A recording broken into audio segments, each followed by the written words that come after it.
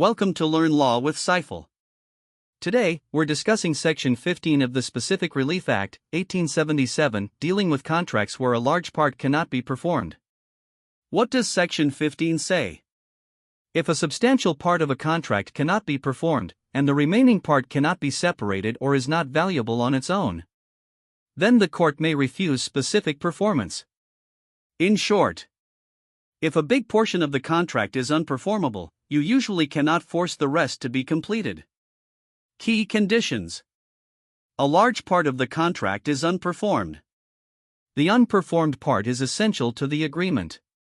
Compensation alone is not sufficient. The remaining part cannot be independently enforced. Example. Suppose A agrees to sell a 5-acre property to B, which includes a house and a garden.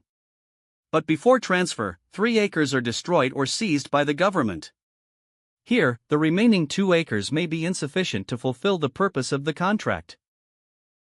So, the court may refuse specific performance under Section 15. Why is Section 15 important? It protects parties from getting incomplete or unfair results. Ensures contracts are enforced only when the main purpose is still possible. Prevents enforcing broken agreements where the main part is gone. Thanks for watching Learn Law with Saiful. Don't forget to like, comment, share and subscribe.